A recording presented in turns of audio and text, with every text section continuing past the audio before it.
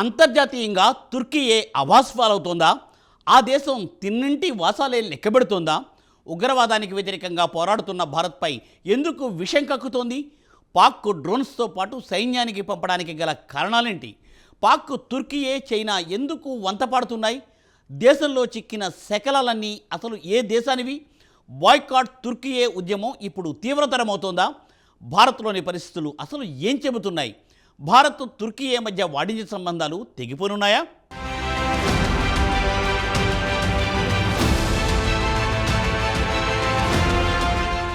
అంతర్జాతీయ సమాజంలో తుర్కీయే తీరుపై తీవ్ర చర్చ నడుస్తోంది. ఆపరేషన్ సింధూర్ సమయంలో ఆ దేశం వక్రబుద్ధిని చూపించింది. పాక్ మద్దతుగా సైన్యాన్ని, డ్రోన్లను పంపించింది. ఈ క్రమంలోనే తుర్కీయేపై మన దేశంలో తీవ్ర వ్యతిరేకత వ్యక్తమవుతోంది. ట్రావెల్ ఏజెన్సీలన్నీ తుర్కీయేకి ఆన్లైన్ బుకింగ్లను నిలిపివేశాయి. ఇప్పటికే ట్రావెల్ ఏజెన్సీలన్నీ అధికారికంగా ఈ విషయాన్ని ప్రకటించాయి.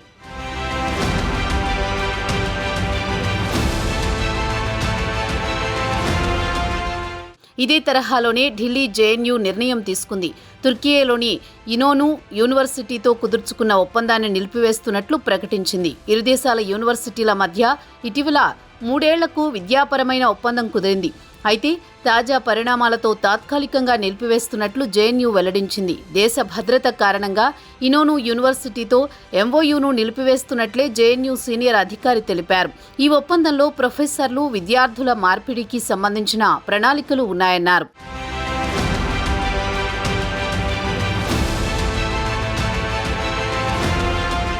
తుర్కీయేలోని మలట్యాలో ఇనోను యూనివర్సిటీ ఉంది. విభిన్న సాంస్కృతిక పరిశోధనలు, విద్యార్థుల సామర్థ్యాన్ని పెంపొందించే విధంగా ఇటీవల జేఎన్యూ, ఇనోను యూనివర్సిటీ మధ్య ఒప్పందం కుదిరింది.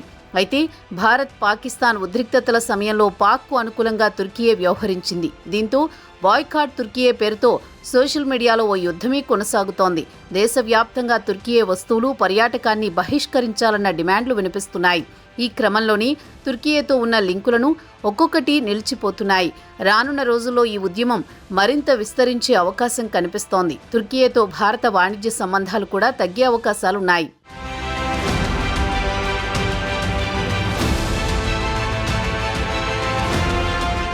తుర్కీయేపై భారత్లో ఆగ్రహావేశాలు కొనసాగుతున్న వేళ మరో కీలక పరిణామం చోటు చేసుకుంది. భారత్, పాక్ కాల్పుల విరమణతో తుర్కీయేకి పాక్ ప్రధాని షెహబాజ్ షరీఫ్ ధన్యవాదాలు తెలిపారు. ఈ క్రమంలోనే పాక్ ప్రధాని షెహబాజ్ షరీఫ్ను తుర్కీయే అధ్యక్షుడు ఎర్డోగాన్ అభినందించారు. పాకిస్తాన్ తమకు నిజమైన మిత్రదేశమన్నారు. గతంలో మాదిరిగానే భవిష్యత్తులోనూ అండగా ఉంటామన్నారు. పాక్ ప్రధానిని విలువైన మిత్రుడిగా ఎర్డోగాన్ అభివర్ణించారు.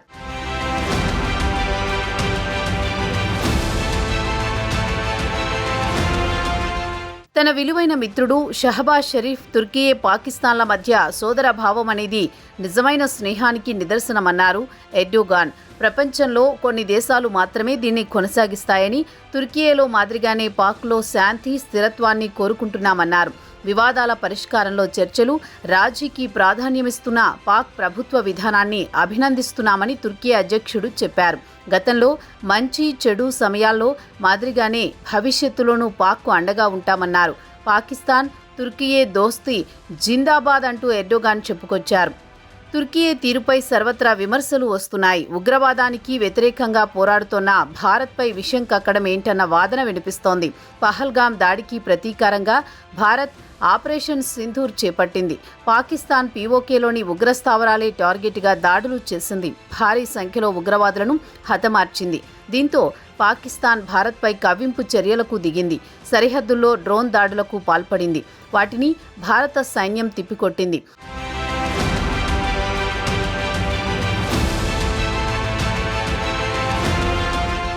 ఈ సమయంలో తుర్కీయే నీచపు బుద్ధిని బయటపెట్టింది. దాయాది దేశానికి పూర్తి మద్దతు పలికింది. డ్రోన్లతో పాటు యుద్ధ నౌకను పంపినట్లు తెలుస్తోంది. అంతటితో ఆగకుండా సైనిక సాయం కూడా చేసినట్టు వార్తలొస్తున్నాయి. తుర్కీయేలో 2 ఏళ్ల క్రితం భయానక భూకంపం సంభవించింది. ఆ సమయంలో భారత్ ఆపన్నహస్తం అందించింది. ఆపరేషన్ దోస్త్ పేరిట భారీ సాయం చేసింది. కానీ ఆ దేశం మాత్రం తిన్నింటి వాసాలే లెక్కబెడుతోంది. యుద్ధం వేళ దాయాది పాక్కు డ్రోన్లు, ఇతర ఆయుధాలను సమకూర్చింది. డ్రోన్ల వాడకంలో పాక్ జవాన్లకు పూర్తిస్థాయి శిక్షణ కూడా ఇచ్చినట్లు తెలుస్తోంది. పాక్కు తుర్కియే బెర్తకార్త్ TB2 ఈహా డ్రోన్లను పంపించింది. ఈ డ్రోన్ల తయారీలో వాడిన వస్తువులన్నీ భారత్ ఎగుమతి చేసినవే. ఇలాంటి చర్యలకు పాల్పడుతున్న తుర్కియేకు ఎగుమతులు నిలిపివేయాలన్న డిమాండ్ వినిపిస్తోంది.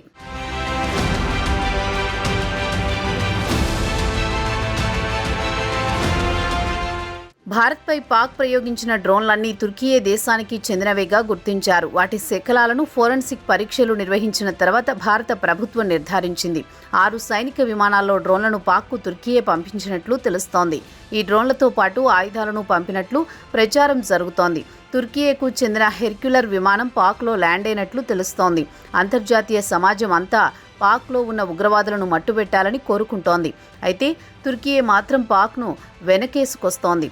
ఈ పరిణామాల వేళ భారత రక్షణ మంత్రిత్వ శాఖ కీలక ప్రకటన చేసింది. భారత రక్షణ సామర్థ్యానికి ఆపరేషన్ సింధూర్ ప్రతీక అని తెలిపింది. ఆపరేషన్లో చైనాకు చెందిన PL-15 క్షిపణులు, తుర్కియేకు చెందిన మానవరహిత డ్రోన్లను తిప్పికొట్టామని స్పష్టం చేసింది. ఈ పోరాటంలో భారత స్వదేశీ సాంకేతిక వ్యవస్థలు కీలక పాత్ర పోషించాయని తెలిపింది.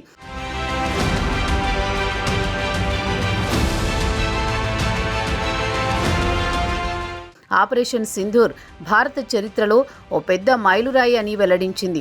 భారత్లోని 26 స్థావరాలపై పాకిస్తాన్ దాడి చేయాలనుకుందని, కానీ గగనతల రక్షణ వ్యవస్థలు యుద్ధ విమానాలు రాకుండా అడ్డుకున్నాయని రక్షణ మంత్రిత్వ శాఖ తెలిపింది. ఆపరేషన్ సింధూర్పై పాకిస్తాన్ చేస్తోన్న తప్పుడు ప్రచారానికి తుర్కియే, చైనా వంతపాడుతున్నాయి.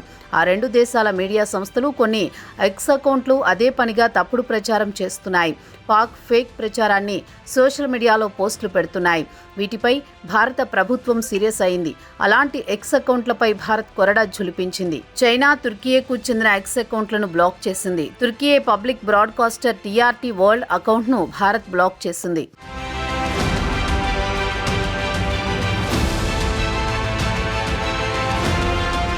చూశారుగా భారత్పై తుర్కియే ఎలాంటి విష ప్రచారం చేస్తుందో.